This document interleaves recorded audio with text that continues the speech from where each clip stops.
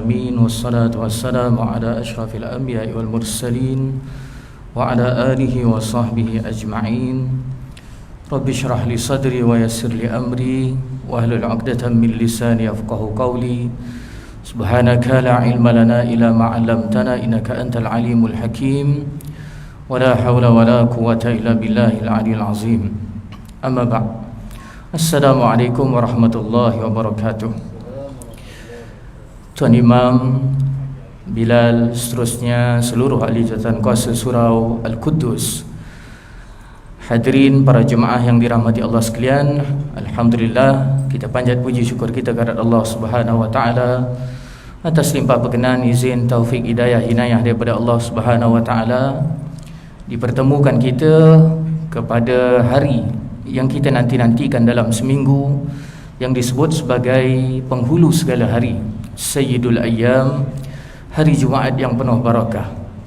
Dan barakahnya Jumaat hari ini berganda dengan kesalingannya ataupun jatuhnya pada hari nisfu Sya'ban, 15 hari bulan Sya'ban hari ini. Dan malam tadi semua kita meyakini bahawa dia adalah malam yang sangat-sangat memberikan kesan yang besar kepada kita untuk bermunajat, berdoa, memohon keampunan daripada Allah Subhanahu wa taala atas asbab yang diingatkan oleh Imam Syafi'i kepada kita. Antara malam-malam yang memberikan kesan Allah Subhanahu wa taala memakbulkan doa dan memberikan keampunan kepada hamba-hambanya, diletakkan antaranya adalah malam nisfu Sya'ban.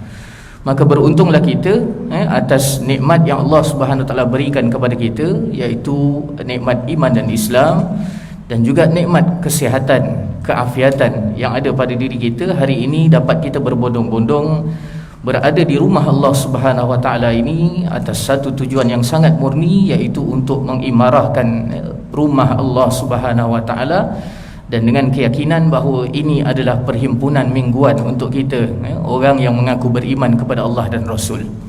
InsyaAllah siapa-siapa yang baru saja sampai, kita ucap ahlan wa sahlan wa marhaban bikum. Mari sama-sama kita penuhkan saf-saf dan ruang-ruang salat hadapan, kerana janji daripada lisan baginda Nabi SAW bahawa ruang-ruang hadapan ini adalah ruang-ruang yang jauh berbeza dengan ruang-ruang yang berada di belakang. Jadi itulah harapan kita, mudah-mudahan kalau kita maknanya meletakkan diri kita di hadapan, saf-saf hadapan yang masih banyak kosong lagi ini, mudah-mudahan antaranya adalah untuk menghidupkan apa yang diingatkan oleh baginda Nabi SAW, dan kemudian adalah untuk menjaga hablum minan nas kita, iaitu memberi ruang kepada sahabat-sahabat kita yang barangkali ada urusan yang tak dapat dielakkan dan datang lewat sedikit, maka tidaklah nanti dia akan melangkah-langkah di antara bahu-bahu kita kerana nak mengisi ruang hadapan yang kosong, sedangkan kita membiarkan ruang-ruang tersebut. Hadirin yang dirahmati Allah sekalian, pada tengah hari ini insya-Allah kita akan membicarakan khutbah yang bertajuk menuju kesempurnaan ibadah.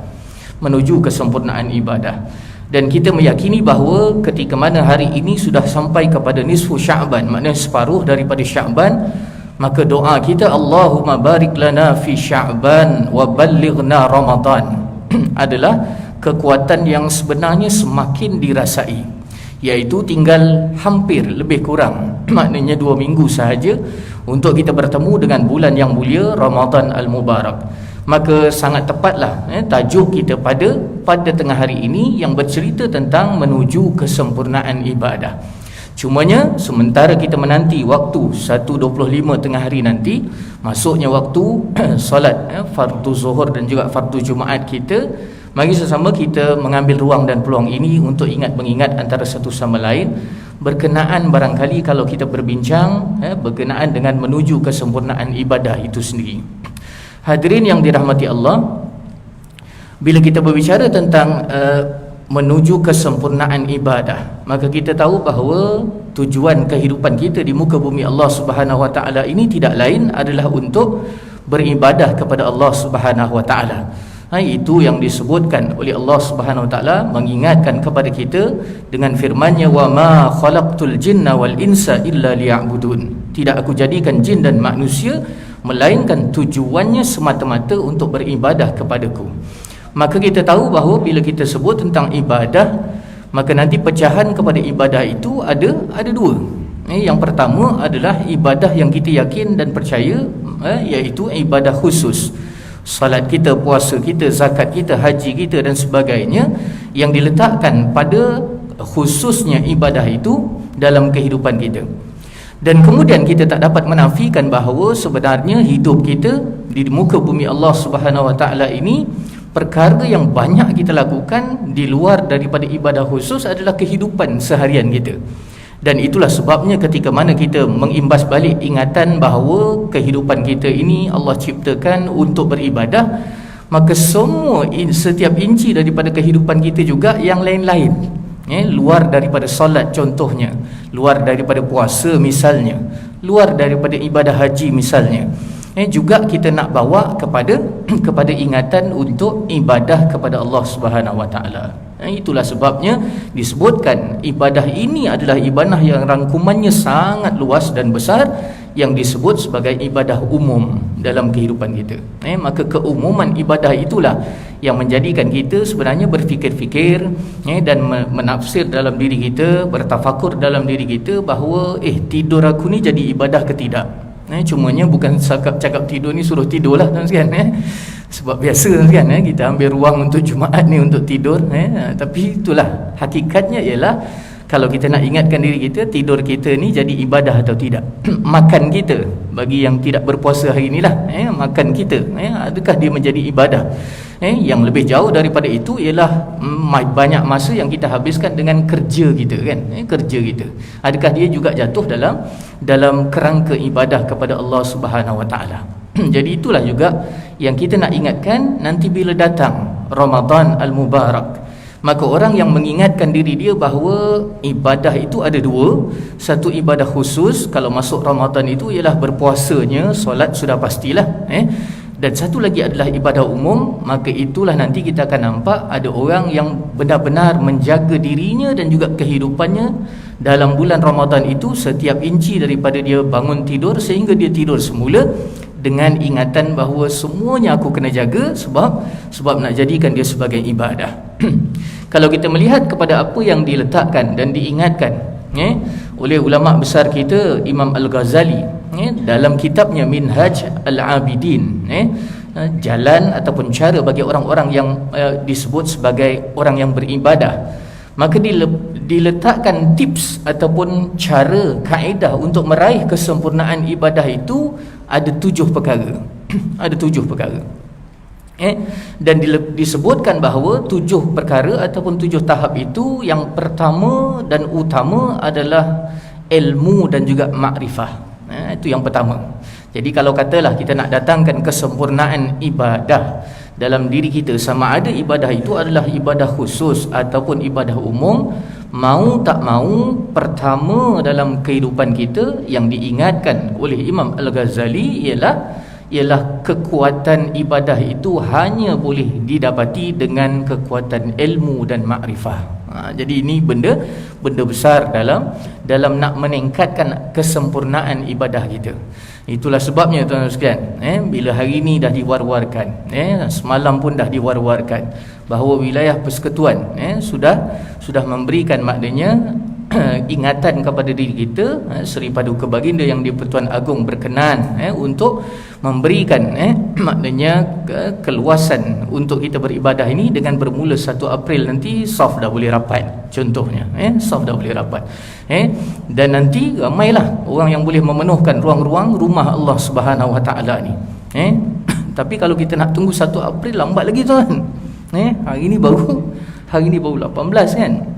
Jadi sebenarnya ada ruang yang besar untuk kita mendapatkan kelebihan ataupun kekuatan ibadah, kesempurnaan ibadah yang disebutkan yang pertama tadi pada ilmu dan juga makrifah. Maka kena datangkan diri kita ke rumah Allah Subhanahu Wa Taala, sebab saya yakin dan percaya di mana-mana ceruk rumah Allah Subhanahu Wa Taala, khususnya di Putrajaya ini, tidak terkecuali surau Al-Quddus, akan ada apa dia, majlis-majlis ilmu yang mengingatkan kita tentang tentang kesempurnaan ibadah. Jadi itu yang kita kita nak kena hadirkan diri, tuan sekalian. Kena hadirkan diri. Risau dan bimbang kita kerana pandemik dan juga kerana situasi 2 tahun sebelum daripada ini, maka kita seolah-olah menjauh sedikit daripada rumah Allah Subhanahu Wa Taala. Maka permulaan daripada dibenarkan untuk kita melakukan majlis ilmu di rumah Allah Subhanahu Wa Taala, maka kita lihat bahawa ada kesedihan sedikit kat situ, iaitu apa dia? Kurangnya jemaah yang hadir, kan? Penceramah datang sekalian untuk nak bagi sedikit, orang kata, mutiara ilmu pada kesempurnaan salat kita dan juga barangkali pada kesempurnaan ibadah-ibadah yang lain, tapi sedikit sangat yang hadir. Dan ingatan inilah yang menjadi kekuatan kepada diri kita untuk nak ingatkan, kalau kita sebut tentang kesempurnaan ibadah, mahu tak mahu sandarannya adalah ilmu. Sandarannya adalah ilmu. Dan kemudian disebutkan juga kekuatan untuk kita meletakkan ataupun meraih kesempurnaan ibadah itu adalah dengan dorongan dan juga motivasi. Seolah-olah ada pendorong dekat situ. Kalau kita nakkan kesempurnaan ibadah, kena ada pendorong, kena ada yang memberikan motivasi kepada diri kita.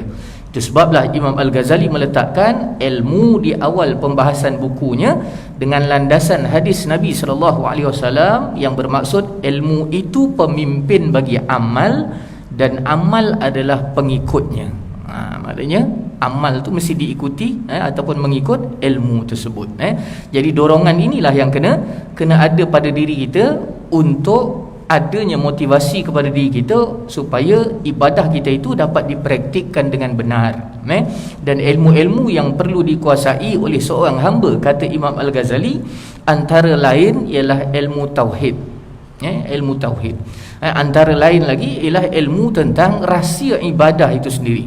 Sebabnya macam biasa tuan sekalian, bila kita tahu satu-satu perkara yang kita lakukan itu dan bagaimana perkara yang kita lakukan itu memberikan maknanya kekuatan kepada diri kita, antaranya adalah rahsia daripada ibadah itu sendiri, maka nanti akan ada dorongan dan juga motivasi untuk kita melaksanakannya. Beza kalau ada orang dia buat sesuatu dengan maknanya ikut-ikut, ataupun dia buat sesuatu dengan dia mengetahui rahsia daripada ibadah tersebut.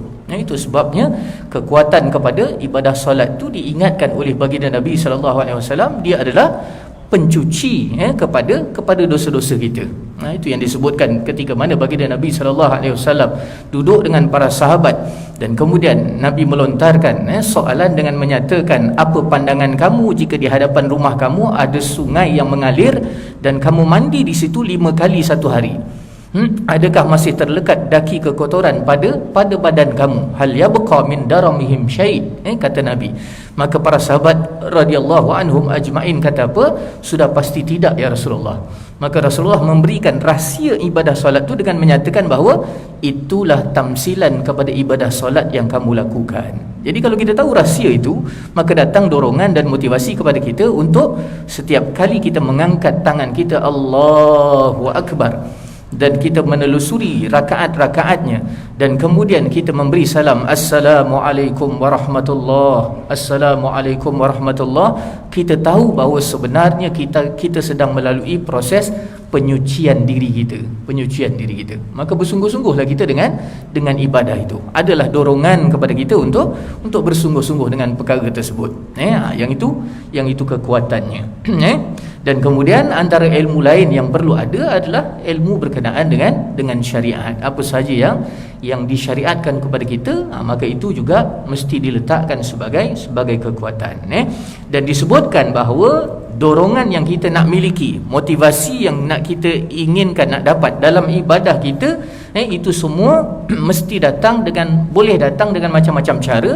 Cuma Imam Al-Ghazali menyatakan bahawa dua dorongan yang besar, dua motivasi yang besar untuk kita benar-benar dapat kekuatan supaya kita menyempurnakan ibadah kita dengan sebaik mungkin, ialah dia kata yang pertama motivasinya ialah rasa takut kita kepada Allah Subhanahu Wa Taala. Disebut sebagai apa dia? Khauf. rasa takut kita kepada Allah Subhanahu Wa Taala. Itu motivasi paling besar ketika mana kita nak menyempurnakan ibadah kita ataupun nak melakukan ibadah kita sesempurna mungkin. Kenapa?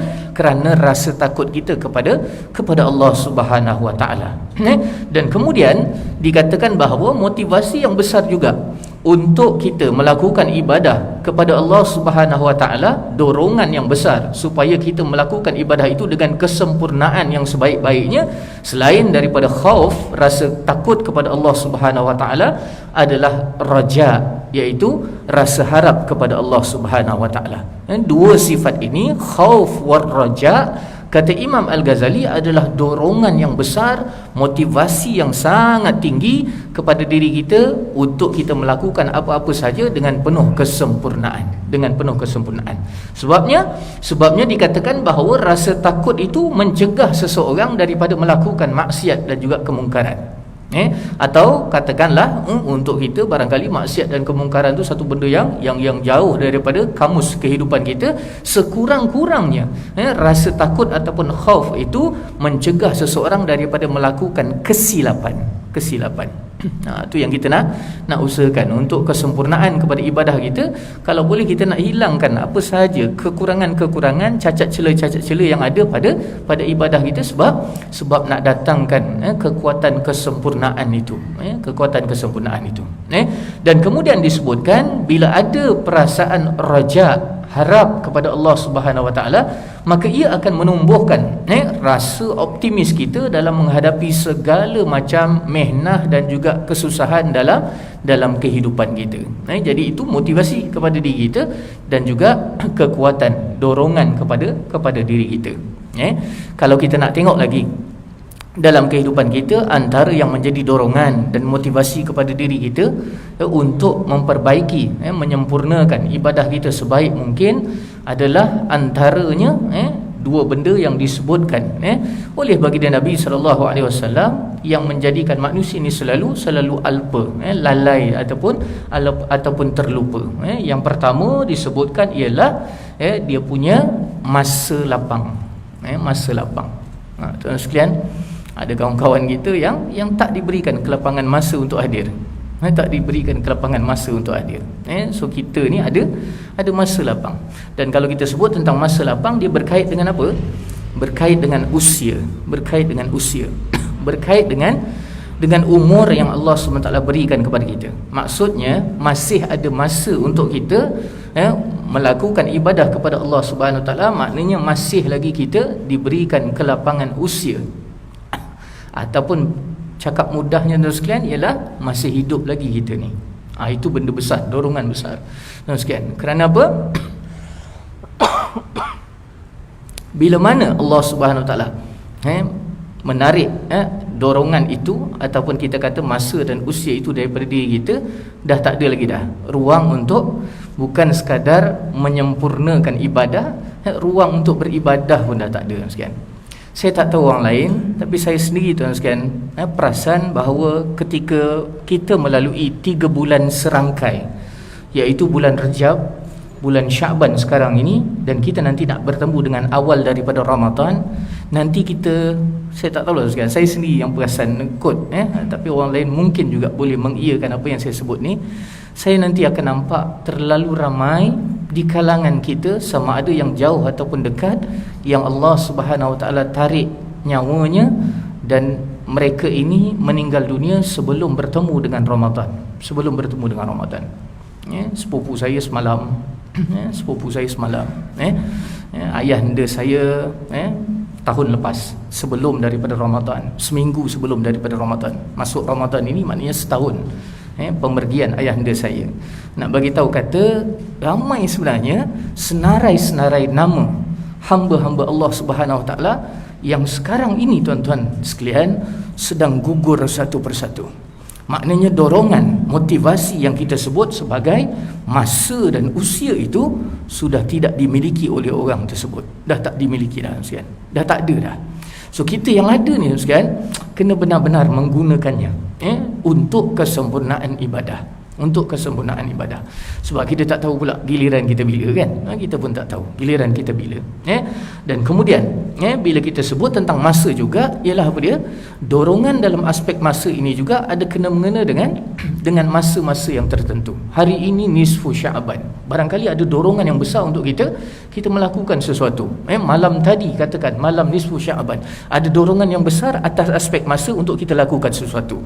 Hari ini contohnya Jumaat, barangkali ada dorongan yang besar untuk kita memulakan hari kita dengan sedekah contohnya, mendatangkan diri kita ke rumah Allah Subhanahu Wa Taala, menyeret kaki kita untuk berada di rumah Allah Subhanahu Wa Taala, bersengkang mata kita untuk menahan mata kita daripada pejam, dan juga membuka telinga kita seluas-luasnya untuk mendengar apa saja ibrah yang akan disampaikan oleh khatib.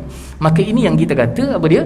Dorongan masa tu. Maknanya ada masa-masa tertentu. Nanti datang Ramadan, itu lagilah dorongan yang sangat besar untuk semua orang melakukan perkara kepada kesempurnaan ibadah. Dan kemudian yang kedua ialah suasana, yang menjadi dorongan juga kepada setiap orang untuk melakukan ibadah dengan penuh kesempurnaan, ialah suasana. Itulah sebabnya tuan-tuan yang dirahmati Allah sekalian, kita ambillah suasana rumah Allah ini sebagai dorongan untuk kita beribadah. Bukanlah teruskan kita kata tak sah pula bila kita semayang dekat kita punya rumah sana tu, sah je. Tapi dorongan dia kuat bila suasana memainkan peranan. Teruskan, suasana memainkan peranan. Bayangkan kita datang di rumah Allah SWT ni, lain kan dia punya rasa dengan kita sembahyang ala-ala kan, gitu-gitu je dekat rumah kita. Lain kan, sangat lain. Sangat lain. Suasana itulah yang mahal kan. Surau, masjid tu suasana yang mahal. Jom kita datangkan diri kita untuk jemaah. Tak payahlah tunggu sampai bermula 1 April tu daripada sekarang kan. Tapi 1 April memang betul-betul kita bagi full swing. Tanda kita bersyukur kerana apa? Diberikan maknanya rapat soft tu. Sebab sebelum daripada ni kita dah bunyi macam-macam. Kita kata itu, kita kata ini dan sebagainya. 1 April kita bagi swing betul-betul. Kita bagi swing betul-betul. Kita datang betul-betul. Kita bawa siapa saja yang boleh kita bawa untuk berada dalam suasana yang memberikan dorongan, iaitu surau, masjid dan sebagainya. Dan suasana yang memberikan dorongan juga ialah lokasi-lokasi yang lain kan. Kita ada dekat Mekah contohnya sekian, dekat Madinah. Macam mana suasana sekian? Lain sekian. Dorongan untuk kesempurnaan ibadah tu jadi lain. Jadi suasana juga memainkan peranan berbanding selain daripada masa itu sendiri. Yang itu. Dan kemudian disebutkan juga ialah kalau itu kekuatan kepada kesempurnaan ibadah, iaitu ilmu dan juga dorongan ataupun motivasi. Yang kedua ialah kekuatan kita yang kita nak kena tengok pada kesempurnaan ibadah untuk kita benar-benar menghayati kelemahan yang ada pada diri setiap daripada hamba, saya dan kita semua. Sebab seorang hamba dalam ibadahnya, dia ada dia punya kelemahan dia. Kelemahannya ialah apa dia? Ketidakmampuan kita untuk menghadapi ujian Allah Subhanahu Wa Taala. Ujian Allah Subhanahu Wa Taala. Kalau tadi kita kata kekuatannya adalah ilmu, kekuatannya adalah dorongan, motivasi, tapi kita tak dapat nak menafikan bahawa dalam diri kita ada satu kelemahan, iaitu kelemahan apa? Tak mampunya kita menghadapi ujian daripada Allah Subhanahu Wa Taala. Itu sebablah disebutkan dalam Minhajul Abidin itu, antara ragam ujian yang diberikan oleh Allah Subhanahu Wa Taala kepada setiap inci daripada hamba-Nya, termasuk saya, adalah sepertama dia kata kelemahannya ataupun ujiannya itu, kita akan lemah dekat situ, adalah ujian rezeki daripada Allah Subhanahu Wa Taala. Ujian mencari rezeki tu kan. Yang itu yang kadang-kadang ada orang kecundang dekat situ pada kesempurnaan ibadah. Saya ingat guru saya sebut, dia kata, Izhar, solat 5 waktu tu macam tangan kita ni, dan dia adalah pancang kepada kehidupan kita. Dan apa saja yang kita lakukan dalam kehidupan kita, sepatutnya Izhar, dia mesti letak di celah-celah daripada ibadah solat itu. Maknanya ibadah solat menjadi pancang, dan kemudian semua kerja buat kita yang lain, termasuk mencari rezeki itu, dia mestilah diselitkan di celah-celah ibadah itu. Tapi kita sebaliknya, iaitu apa kita buat? Ibadah kita tu diselit-selitkan di celah-celah ruang kita mencari rezeki Allah Subhanahu Wa Taala. Yang itu yang kadang-kadang bukan orang lain lah, kan? Saya sendiri kot. Zuhur kita kat ujung, kan? Asar kita pun kadang-kadang terlajak sikit sekian. Subuh kita tu ikut kita bangun pukul berapa sekian. Maghrib kita barangkali boleh tepat sikit sebab rajin orang maghrib ni.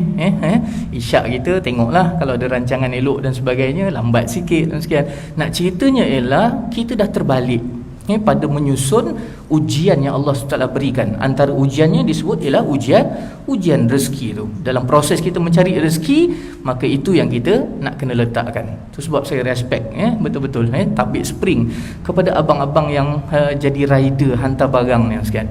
Saya duduk di Presin 5 Surah Al-Munawarah sana sekian.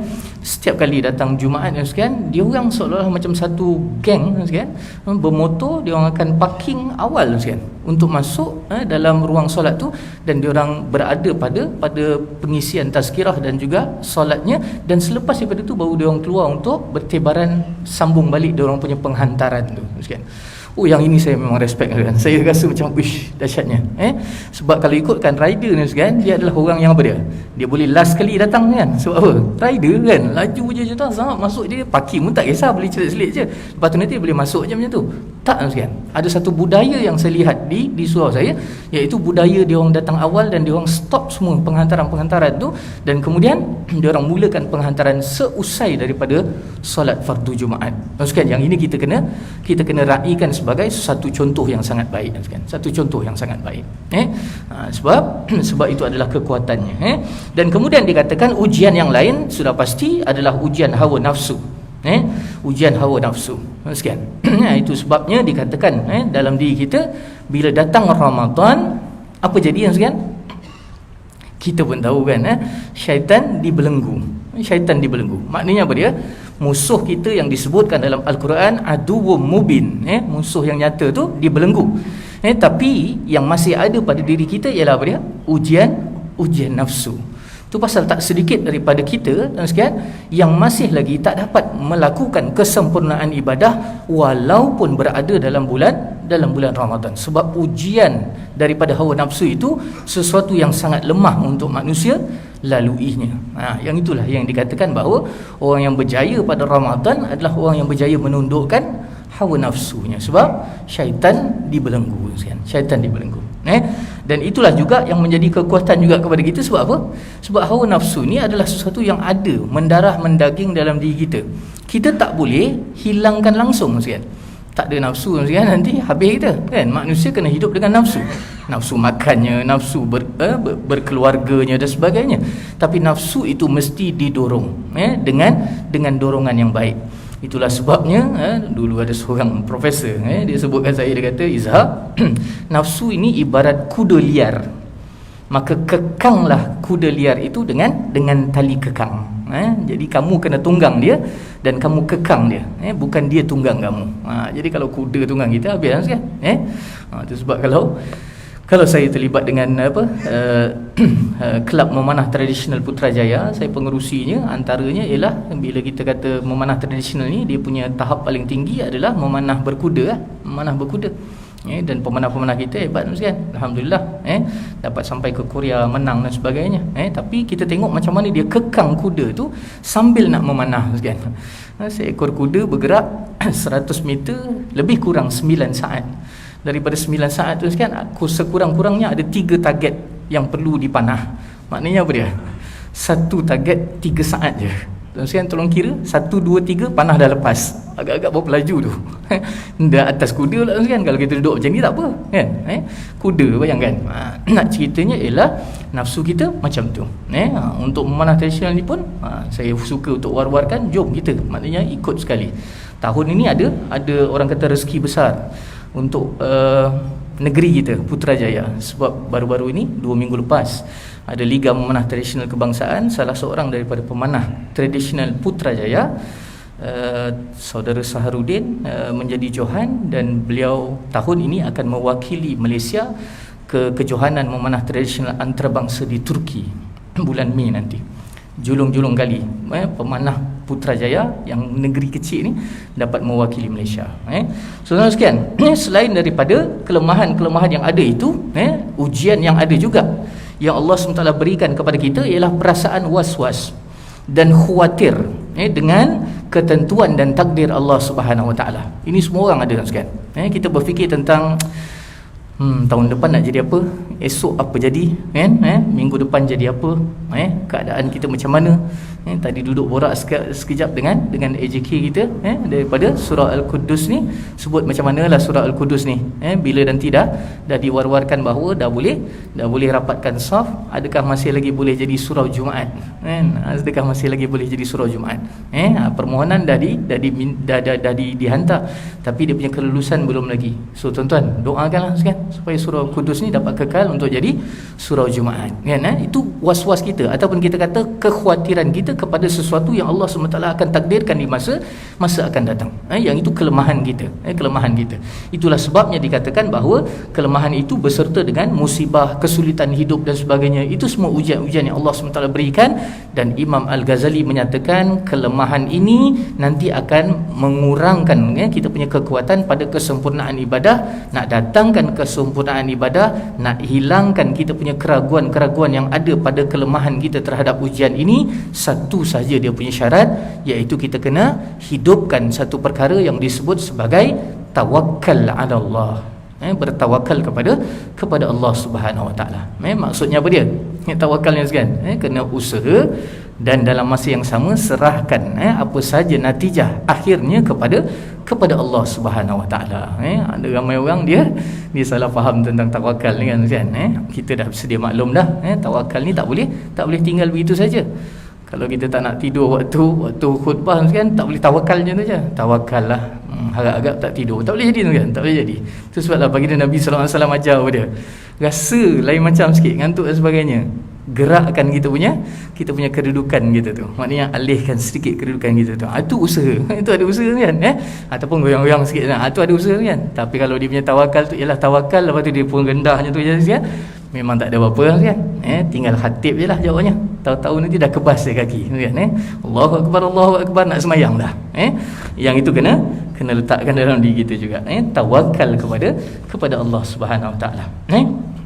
Dan kemudian antara perkara lain lagi yang boleh kita ingatkan untuk mendapatkan kesempurnaan kepada ibadah kita ialah peluang yang Allah Subhanahu Wa Taala berikan kepada kita. Tadi dah disebutkan tentang peluang ini, iaitu kesempatan seorang hamba untuk mencapai kemuliaan di hadapan Allah Subhanahu Wa Taala. Itu sifatnya macam mana?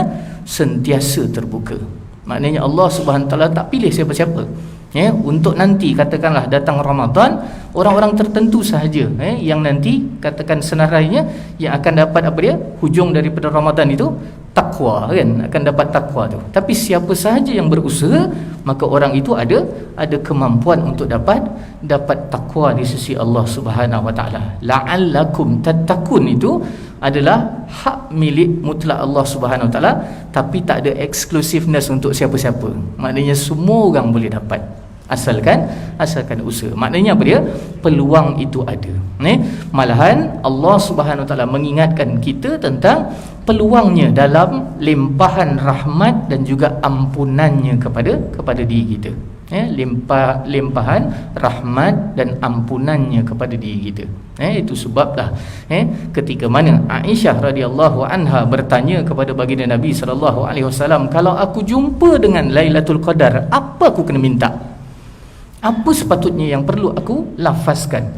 Maka lafaz itulah lafaz yang nanti Bilal akan sebut, Allahumma innaka afun karim tuhibbul afwa fa'fu anna.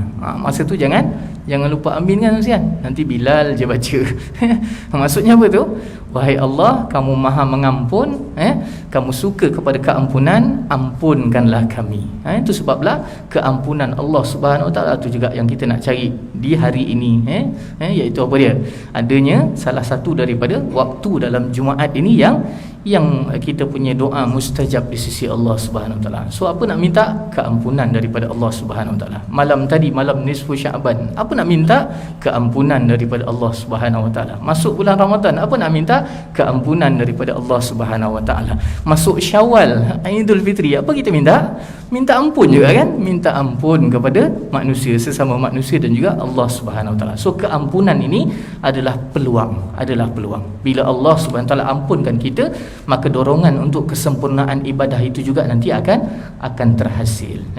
Dan kemudian yang terakhir barangkali untuk tengah hari ini ialah kita kena ingat juga dalam kita nak menyempurnakan ibadah kita di sisi Allah Subhanahu Wa Taala, ada rintangan-rintangan yang perlu kita lalui, dan rintangan-rintangan yang kita kena lalui itu hanya boleh dilalui dengan kita membetulkan semula niat kita kepada Allah Subhanahu Wa Taala.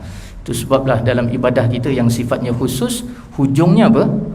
Baca dia punya niat dan sebagainya, hujungnya apa kan? Lillahi Ta'ala. Besar tu, besar tu. Usalli apa-apa hujungnya lillahi ta'ala. Nawaitu sama badan lillahi ta'ala. Apa saja kita pergi haji dan sebagainya, hujungnya ada apa dia? Lillahi ta'ala. Perkataan itu bukan perkataan biasa-biasa, tapi itulah perkataan yang kita sebut meluruskan kembali niat kita yang tulus kepada Allah Subhanahu Wa Taala. So meluruskan niat itu adalah jalan untuk menghindarkan rintangan kepada menambahkan kita punya kesempurnaan dalam salat, dalam ibadah dan yang lain-lain. Okey. Dan kemudian disebutkan bahawa godaan yang ada pada diri manusia itu sentiasa ada dalam diri manusia, dan itulah nanti yang membezakan apa dia? Kemuliaan seorang manusia dengan satu lagi makhluk Allah Subhanahu Wa Taala yang mulia yang namanya malaikah. So malaikat dia taat kepada Allah Subhanahu Wa Taala, tapi kemuliaan manusia mengantasi malaikat. Kenapa? Kerana manusia ada ujian-ujian yang perlu dilaluinya. Mudah-mudahan kita dapat bersama-sama mengambil sedikit ibrah daripada apa yang disampaikan khususnya untuk diri saya, dan kita kembalikan semua yang baik itu kepada Allah Subhanahu Wa Taala. Mudah-mudahan Allah SWT memberikan kekuatan kepada kita untuk beramal. Wabillahi taufiq wal hidayah. Wassalamualaikum warahmatullahi wabarakatuh.